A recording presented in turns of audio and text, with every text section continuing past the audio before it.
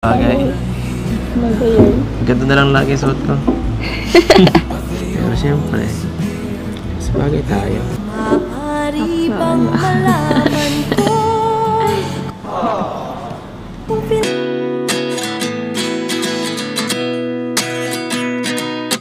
At 29 and I find myself you down. So we better stick together. Let's come whatever we're not. So, kumusta naman ang pag-aaral? Ayun, masaya. May nakilala akong bagong friends ulit. Friends? Oo, pinost ko yun sa Facebook. Huwag lalaki ha, huwag lalaki. Huwag lalaki. Mga lalaki din mahihain. Hello everyone! Magandang araw po sa ating lahat mga kalingap. Isang pagpalang araw na muli. So for today's vlog, eto, pinakilig tayo naman nitong Edrica mga kalingap. At sobra yung kilig natin dito sa kanila. At eto, panoorin po natin. Ang plano natin mag-asawa. Not Joke.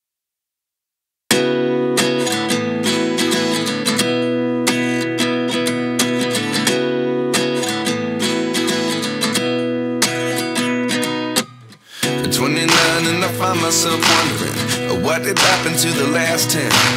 I ran away with my life, fast forward, never turn back again. It's kind of funny that the more we pass time, the more we need to set the rewind. And 19 was the year I had to leave you, but now I'm seeing all the signs. Is this really happening? I can't believe it's true. I'm just as surprised as you. Is this really happening? I can't be too sure, but one day I'll be yours again.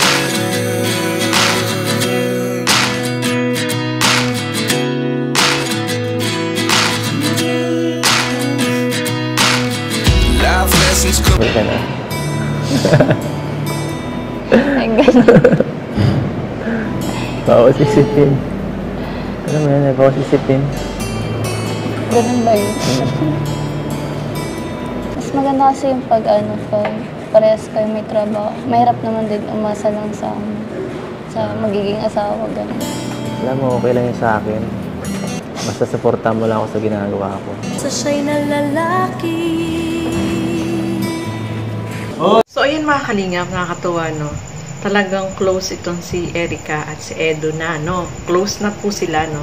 Talagang nakikita natin na yung dati na parang ilang sila, ngayon is talagang malapit na sila sa isa't isa. At ayan nga, napag-usapan yan kung kailan nila balak na magpakasal. O diba, kasalan agad, hindi pa nga sinasagot talaga to si Edo. Sabi nga ni Erica, 10 years from now is yun, kapag stable na daw siya, parehas silang may trabaho, yun, pwedeng magpakasal na sila. So, tama naman yun, no? Kaya lang, pag ganong edad, si Edo is, ngayon is 20, ilan taon na ba si Edo? 27 or 26? Parang ganyan. So, 10 years from now, 37 na siya. Diba? So, malay natin, no, mga kalingap. Nakakatuwa lang na yung closeness sila ay nandiyan na. Sobrang kinikilig tayo, no? Aminin nyo, mga kalingap, na kinikilig kayo dito sa kanilang tambalan. At si Edo yung tipo na ano siya, yung tahimik na seryoso, no? At si Erica nga, sabi nga niya is kapag stable na, pwede na, why not? Oo, why not? Why not naman, di ba? So, sagutin mo muna, Erica, bago pag-usapan yung mga gano'n na, yung future ba nila, no? Kasi itong si Rachel at si Rowell, sabi ni Rowell is 5 years from now. Ito naman kay kila Edrica, 10 years from now. Sobrang tagal naman nun, mga kalingap, no? So, malay natin, magbago din yun, no? At sila yung magkapalaran, sila yung para sa isa't isa, no, mga kalingap. So, ituloy pa po natin. Ready na ako. Ready ka na? Saan? Saan? Ready ka na saan? Ready na ako. So, magiging future natin. pipili. Pero Oo nga, walang biro. Ito yun. over ka hindi makuha sa alambing.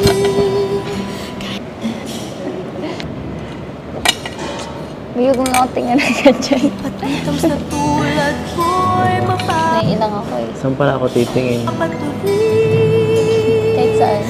Maaari bang malaman Kasi ako sanay. ko kung feel na feel mo nang sabihin sa Gusto ko ikaw lagi nakikita ko eh. na ay sabihin na Ganun ba yun? Grabe. Kasi matunaw ako dyan. request ng puso. Ay. Ay, grabe. Saya ko. Alam kung bakit. Bakit? Kasi sabi mo, 8 na ako eh. Ko'y Napanood ko yun. Paano ba yun?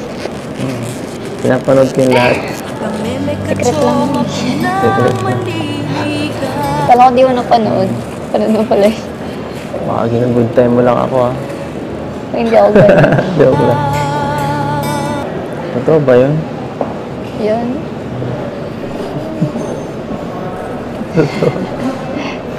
Ano? Secret. Secret? Secret lang. Secret yun. Panayang Bulong mo sa akin. Binulong. Yan mga kalingap, sobrang nakakakilig, pinapakilig tayong lahat, no? So, tinatanong nga dyan ni Edo kung totoo ba yun, yung 8 na siya, kasi kung 8, 2 na lang para maging 10, di ba? So, malay natin, no, mga kalingap, secret daw.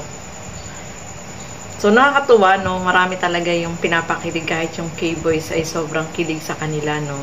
At, sabi nga ni Edo is, masaya siya dahil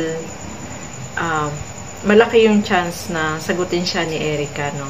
At ready na daw siya, stable na daw siya. So, maghanda ka lang, Edo, no? Paghandaan nyo yung future nyo, mag-ipon ka para pagdating ng tamang panahon is, pag kayo na, yung kayo na is, meron kayong ipon-ipon, no? Mag-ipon-ipon, malay mo, no? Maging talagang kayo, kung kayo talaga yung magkapalaran sa isa't isa, no? So, mas maganda yung pinaghahandaan yung future, mga kalingap, no? So, nakakatuwa si Kalingap Edo, talagang seryoso siya dito kay Erica, no? At si Erica, medyo naiilang pa siya kasi sabi niya, hindi daw siya sanay na tinititigan, o, diba?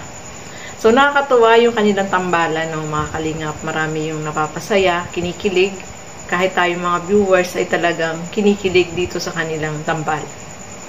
So, ayan, maraming salamat po sa inyong panonood at lagi natin suportahan Bal Santos Matubang, Kalingap Rob, at Edna Vlogs, at yung aking YouTube channel, Gandang Emmy. Sa mga hindi pa po nakapag-subscribe, please subscribe and please hit the notification bell para lagi po kayong updated sa aking mga ina-upload na mga reaction video. Maraming salamat po at hanggang sa muli.